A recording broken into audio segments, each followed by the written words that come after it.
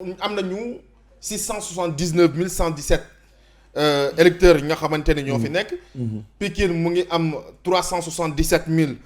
827. 2014 ki nga xamante ne mooy seen candidat tey démb mu defoon meeting muy docteur Cheikh Dieng mu amoon 160 voix bi nga xamante ne raw na ko ki nga xamante ne mooy Mamadou Diop mu am ren ambition jël ville de Pikine ville bi ci boppam. seen candidat nekk fa muy Abdoulaye Timbo. ndax waruñu nangul ki nga xamante ne mooy docteur gannaaw réalisation yi mu def biir Djiddah Thiaroye Kaw mu nekk tey maire ville de Pikine. Marina merci beaucoup dama bëgg nga leeral dara coalition Benno Bokk Yaakaar 2014 amul benn élection boo xam ne am na à Pikine bu président Macky Sall waa Benno perte amul. Non, 2014, vous avez perdu la ville. Oui, mais ils l'ont perdu par un mic ay conseillers pour récupérer la ville. ñoo leen ëpp ay voix. soo jëlee kàddu nga leeral loolu. mais aussi nag bu dul dëgg di débat la quoi. xam nga man li ngay wax boo xamante ne Pikine waa nga déggee di ñuy reetaan. jox ma malal débat mais malal bu ñëwee débat nga bàyyi ko bu débat. non man soo ma laaj je ne te connaissais même pas pour laaj le débat. kon nu may déglu boo ma dégloo xam nga boo ma je ne connaissais même pas pour laaj le débat. kon déglu ma raison pour laquelle boo ma dégloo xam nga malal développer quand même bàyyi ko mu développer mais Malal il n'a pas demandé que ngeen débattre. ay wax dëgg ñoom dañ koy def de. ñoom dañuy. mais pas ma faal quand même kon yow xamoo. waaw yow waaw soo ma dégloo nga xam kuy Malal. voilà léegi bàyyi ko léegi mais Malal gagné wu leen 2014. dama ni département élection yi mës a am 2012 ba léegi à Djiddah Thiaroye Kaw yëpp Benno Bokk Yaakaar moo ko gagné 2014 la opposition gagné muy PDS. boo mujjee. parce que dañu amoon 11 listes. lu tolloog 8 listes yëpp bennoo la woon tey l'ancien maire bi jëloon 3e ak bennoo ba jëloon 2e ak liste yi ci teg yëpp ak ki nga xam ne mooy Mamadou Gueye mi nekk tey électeur candidat ñëpp dañoo booloo nekk benn dégg naa nga ni 160 voix la ñu rey woon tey boo boolee la ñu amoon ñu ñëpp kon war nañ mën a séntu ndam beneen ni mooy Djiddah Thiaroye Kaw ñu am maire boo xam ne moom jàmm gën Sicap Mbao la dëkk dégg naa ñu gis publicité bi fa nga dëkk. le maire actuel la mu mën a wax ci li mu def ci bilan moom Cheikh Dieng mi nekk Djiddah Thiaroye Kaw mënu ko wax. nga ne jàmm gën Sicap Mbao. maire jàmm gën Sicap Mbao tabax na maison de la justice mën nañ ko justifier tabax na 2 postes santé mën nañ ko justifier def na 400 et quelques mille couverture maladie universelle 400 et quelques mën nañ ko justifier def na ay espace te chaque année mu subventionné les ASC ak bàjjen yi Djiddah Thiaroye Kaw tabax na aussi logement sage-femme loolu yëpp mën nañ ko justifier à Jàmm Gën Sicap Mbao mais moom Djiddah Thiaroye Kaw ku deeg sa bàmmeel Cheikh Dieng mënu la ne tabax naa poste santé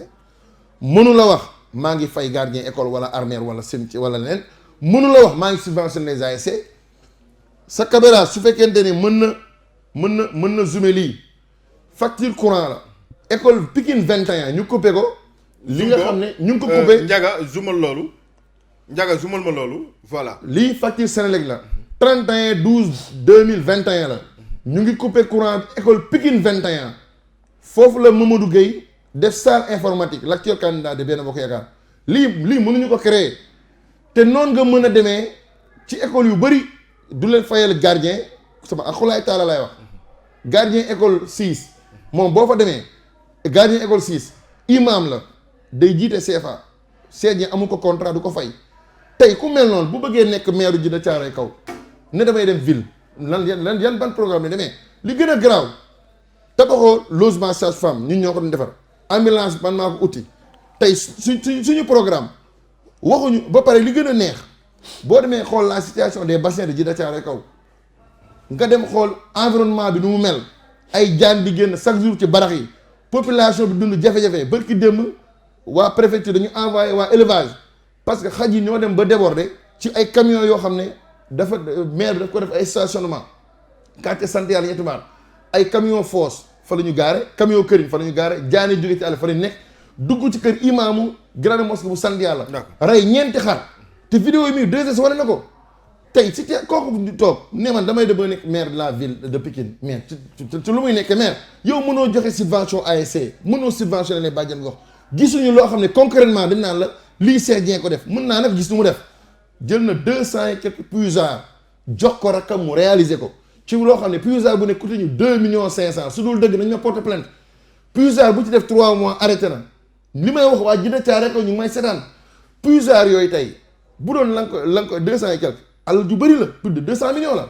tey nga jël sa jabar jox ko maison de ma femme jël 39 millions yoo xam ne 24 millions yi nga jox ko Rostec sa jabar gérer ko bu ñu jaayee ay produits Auchan wala beneen kan mooy ana bi ngay dégg ana magi xaw ma jabaram la ñun ñooy fay gardien ñooy fay chauffeur bu ñu paree xaalis boobu boo ko jaayee Auchan mu dem sa compte bancaire te yaa ngi koy defaree ci centre boo xam ne maison de la femme nga ne japonais ñoo financé 39 millions nga jox ko sa jabar 24 millions mais ban bilan la ñu seet di indil man Djiddah Thiaroye Kaw laa dëkk bu dee moom Pikine la dëkk na moon concrètement à Pikine xamuñu sax kuy Sergien xamuñu ko tey jii bu dee environnementaliste concrètement lan la ñu mën a indi ko ban programme la Sergien mën a indi ci loo xam ne mënuloo dara sa commune du benn loo def ci même les routes en pavé da ngay mbubboo naan yaa ko def ku mën a def moo route en pavé loo xam ne état ko def war nga mën a defal loo xam ne ci concrètement ni lii yaa ko def tey maire Diamaguène Sicap Mbao Ndofène dafa justifier ne lii maa ko def te buñ waa Diamaguène yi may dégg xam ne loolu am la lu concret la boo demee am na 4 mutuelles de santé lu concret la am na ay postes de santé mu tabax ko defal subvention ASC à Djiddah Thiaroye Kaw man xam nañ dafa am ay conseillers lañu fa lañ dëkk tey suñu demee ba suñu candidat di def salle informatique boo xam ne ay millions la ñu inauguré devant la population xam ne li ñu fa def man du ma dara tekki wala maa gën a ndaw ci coalition bi la ma def rek Cheikh Dieng defa ko fa mais Mafal il a été très poli mu déglu na la sans problème on est en démocratie dégg nga li nga xamante waaw fu mu terminé laay commencé nee na moom lu mu def bi ma def benn mapping bi may ñëw dégg naa yow coow nga fay def de c'est-à-dire tu as des promesses da ngay wax rek partout non moom loolu lañ koo caricaturer fu nekk daf fay diggaate te il n'a pas la capacité kii nga quoi ça conseiller nga munoo diggee quoi munoo diggee ambulance munoo diggee lele maa ngi ñëw tout à l'heure si que réalisation mais directeur de campagne la waaw non waaw mais non diggee bi avant la dama ne si biir dundam politique il est caractérisé par ça loolu c'est un problème man nag bëggumay def invective tout à l'heure dugg na si jabaru docteur Cheikh Dieng dugg na mais politique kenn du ko defee noonu parlons débat maa ngi ñëw léegi si réalisation non tontu ma ci loolu de na ma tontu ci loolu ma rek maa ngi nii ma ci jabaram maa ngi nii non di nga ñëw man xam nga am na loo xamante ne xam nga am na foo xamante ne mi ngi wax du ma si agsi dinaa agsi nag bu ñu tout à l'heure bu ñu agsee Pikine man je suis de Diamaguène Sicap Mbao moom il est de Djiddah Thiaroye Kaw biir Djiddah Thiaroye Kaw bu may ñëw dinaa rétablir ay vérité mais am na détails yoo xam du ma si dugg nekkuma sax commune boobu Diamaguène Sicap Mbao bu mu démarré lu mu wax tey boo duggoon Diamaguène Sicap Mbao xale yi dina la sànni xeer est considéré comme des espaces chaotiques ingouvernables c'est-à-dire dafa rusloo Diamaguène Sicap Mbao li fa am il n'y a pas de société à part je le confirme mooy Promoville ñaari tali yoo xam ne presque 800 mètres parallèles au niveau de Sicap Mbao loolu moo am Diamaguène Sicap c'est tali bu praticable 79 quartiers dont les 80% sont inondables sont des quartiers qui sont inondables bu nawet jotee c'est chaotique mënoo ko imaginer pendant 7 ans gisuñu aucune réalisation allant dans ce sens ñun loolooy suñu contrainte principale marché Diamaguène axe principal bi fi nekk intersection entre Diamaguène ak Tivaouane Diacksao 4 mois lay arrêté sur 400 mètres ndox moo fay nekk ñaari maire yu ko seq nekk Benno Bokk Yaakaar incapable pour gérer loolu ñun voilà bilan boobu la ñu am tey xoolal Ndofène xalaatul mu dugg biir Diamaguène Sicap Mbao ne day wane bilan man je pense que xam nga tey boo jëlee ay li la conféré ci acte 3 nga xool les 9 domaines de compétence lorsqu'il me dit que construire na benn affaire fii benn pële dama naan non kii amul ambition nous sommes 100 et quelques mille habitants à peu près 55 000 à 60 000 votants Diamaguène Sicap Mbao on n'a pas de lycée benn CM la ñu am beneen bi deuxième CM bi intersection la entre deux zones. Or voilà benn compétence transférée mun naa si ñëw fii ba suba yow kooku moom xëy na sax maag yow du si wax tey doon na rafet kenn si Benno Bokk Yaakaar bu dëkk Diamaguène Sicap Mbao toog fii ñu wax ak moom si kii léegi nag jëkkoo fa li ngay wax xam nga yow ñun Diamaguène Sicap Mbao koo xamante ne bu ta bu ta suñu kër ga waaw wuyu Tali Maam Jaara ba ngay wax c'est impraticable depuis 5 ans 6 ans. station de pompage gisoo. impraticable. la candidature de docteur. non maa ngi ñëw foofu. xam nga dafa wax sànq xam nga day neex. temps bi jeex na. waaw temps bi rapidement génn dafa def ay invectives kan du ku amul bilan dina teg lii waaw may ma man du ma wax si facture lii ay détails la. c'est des détails mën na nekk sax loo xamante ne kii ma di que c'est vrai dafa ne moom deful dara benn rek laa koy jël. boo xamante ne tey boo génnee di nga ruus. docteur Dieng Cheikh Dieng amul lu mu tudde sa waajur. case su bëri bi damaa ko waaw noppil jeex na yaa ko tudd waaw sama tudd may ma non question laa doon doon noppil ku amul réalisation amul lu léegi fekk case de bëri boo xam ne Malal moo fa def 20 ordinateurs. waaye léegi may ma continuer waaw non mais fayul ndox c'était une wuyu ma fayu fa ndox fayu fa courant. waaw mais xoolal c'était une question rek non c'était une question dama lay ñaan fayu fa ndox fayu fa gardien fayu fa courant li may def c'est pédagogique dama doon ñaan nga confirmer leen yaa ko tudd mais waaw mais may ma continuer du ma la may nga wax maa la dàq syndicaliste la xamoo peut-être doo wax da ngay bàyyi ma wax may ma maa lu doo wax man may wax non yow doo wax yow laay déglu da nga xam ne xool dama tiim lii dinaa toog yow laay déglu li gi nii waneel ma ko xam nga sànq day wax man lii la xoolal lii bilan la lii programme la pour ville ñi ngi ñëw si bilan tuddal bilan bi non ñi ngi ñëw si bilan voilà xëy na dina jafe mu man lool en quelques minutes ma ne damay ñëw si bilan Cheikh Dieng. bilan Cheikh Dieng au niveau de fële mais benn rek laa ko jox dama ne case boobu ku ko defar. Cheikh Dieng 2001 lañ ko defar. waaw mais may ma ku ko tuddee sa waaw ku ko tuddee sa waay jur. mais case bu Malal yore pendant 7 ans nga koy tuddee politique la yow fayoo fa courant fayoo fa ndox defoo fa dara Malal moo yor case pendant 7 ans. Cheikh Dieng n'a pas construit 3 salles de classe. 38 millions. à l'école Cheikh Ti waaw déet da man waxuma la ñaata la da nga ne defoo fu dara. may ma wax. di ma may non je te demande vraiment je lui demande xoolal sànq day. non may ma bu ma accès si bilan da ngay noppi par force. wala jàppaa photo. beneen bi il n'a pas construit le mur de clôture de l'école Cheikh Tidiane Anne. non il n'a pas may ma non da nga may bàyyi ba ma wax ba nga am sa droit de répondre. il n'a pas réhabilité. Comment dirais-je la case des tout petits bi ma wax. tudd ko sa waajur. may ma il n'a pas équipé en matériel informatique. la salle multi mais bàyyi non oui da nga may bàyyi ma wax bu ma pare. nga soog a wax. da nga ne amul bilan xam nga lii en 1 minute sax kenn mënu ko def. il a dissipé plus de 100 000 kits. quand même gis nañu li nga xam ne. voilà mi ngi nii daal lii daal ku wet di gis bopp. voilà loolu bilan la te munoo gis benn candidat Benno Bokk Yaakaar bu génne bilan nii. lii yow mënoo fay ndox loolu du bilan bilan beegi nii mooy Ali Kallat ji wax si. moo gën ngay indi jamono Cheikh Dieng am na loo xam ne rek yow la engagé ak la famille de Cheikh Dieng. le président Wade moo construit 2001. Malal lan ngeen prévoir. xoolal seen kër genn wàll gi Cheikh Dieng la ñu àndal. lan ngeen prévoir pour waa Pikine seen kër genn wàll gi Cheikh Dieng la ñu àndal. temps bi jeex na lan ngeen prévoir pour waa Diamaguène Sicap Mbao ci li nga xamante ni mooy seen programme. pour ville de Pikine wala ville de Pikine. ñun à la ville de Pikine maa ngi saluer le maire passage Abdoulaye Thimbo di muy def lu am solo tey ñun dañu am programme d'abord suñu premier partenaire état du Sénégal la accès rek. tey ku taxaw mu ne képp kuy élève ci commune bi les 17 000 et quelques élèves yi nekk Djiddah Thiaroye Kaw dañ leen di enrôler ci couverture maladie universelle. non Pikine la wax noonu lañ ko defee aussi à Pikine. Thimbo non Pikine la Thimbo ci mandat bi passé tous les délégués de quartier les bàjjen gox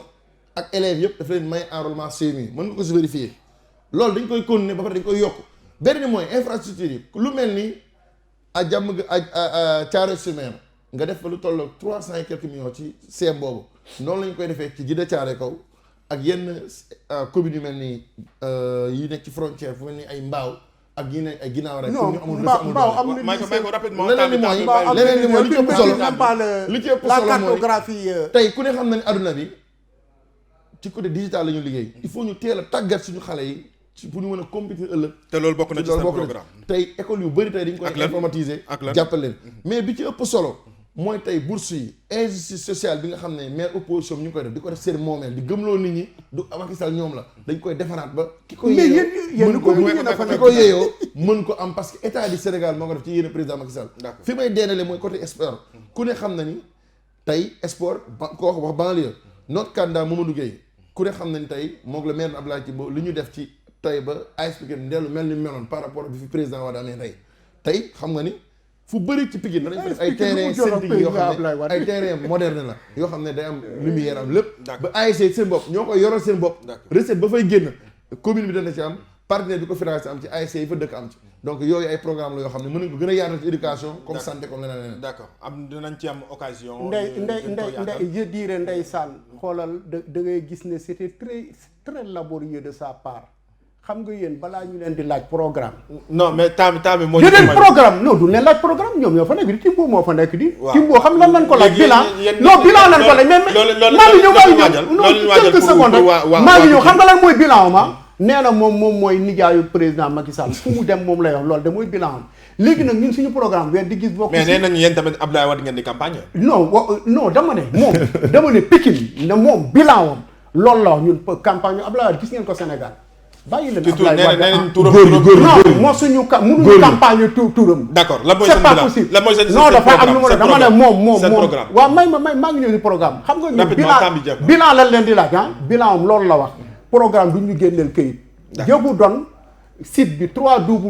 www.cheikhdien.sn bu ngeen fa duggee di ngeen fa fekk programme bi ñu liggéey ko loolu leer na liggéey ko si diagnostic bu doyaat xam nga diagnostic moom mooy lan Pikine présente un visage piteux c'est hallucinant Pikine amul axe routier Pikine amul ville Pikine amul dara ku fa dugg da ngay rus Pikine ville de Pikine dugg fa nga indi say étranger nga ne leen fii mooy Pikine dafa naan la fan mooy ville bi amul d'accord Timbo bu mu ñëwee ba léegi 1 millimètre de goudron defaru ko marché Pikine bu ne la marché c'est digne de l'époque moyenâgeuse loolu mooy problème bi ñu defee jàngat bi di leen di indil un programme boo xamante ne day am vision Pikine une ville sécurisée moderne et prospère foofu lañ ko tënk mu domaine de compétence yëpp domaine de compétence bi axe problématique bi nii la tëddee dafa song ay axe benn bi une gouvernance inclusive et une participation citoyenne benn bi un environnement sain et sécurisé un renforcement de la couverture sanitaire et une protection sociale pour tous et une jeunesse épanouie éveillée et cultivée chaque axe boo ko jëlee indil nañu mais dama may nag xaw na kii temps bi moo ñu ko mayul temps bi moo ñu ko mayul il y a une vue synthétique des projets structurants du candidat Cheikh Dieng benn bi rek ma lay bëgg a wax moom mooy la dotation des communes en structure de base dafa am loo xam duñ ko indi une commune 1 milliard kooku da docteur Cheikh Dieng dafa ne bu yéegee une commune 1 milliard ñun koy defee xam nañ ko on va construire au minimum 2 lycées dans la may ma on parle de la commune est-ce que xam nga leen dafa delloo 2 milliards maanaam bu ñu xale ñu la ambulance amul xoolal man koy kuma xoolal xam na maanaam di nga noonu ma ne Timbo sur un budget de 9 milliards 2 milliards daf ko delloo ñun dafa ëpp pour Pikine ñun on a l'ambition loolu foo débat la démentir de ko indil Pikine benn deuxième hôpital wax dëgg bëggoon naa ñu dugg ci axe problématique ba nga xamante ne ça c'est très ambitieux plus de 10 000 bourses dinañ ko jox les étudiants on va créer gis nga désordre bi am Pikine dafa hallucinant maanaam foo dem li nga fay fekk dafa jéggi dayoo di ñu am benn projet bu doy waar bu mucc ay ba ko gis Pikine dootoo gisati ay table yu ñuy teg ni et cetera mais beneen point bi daanaka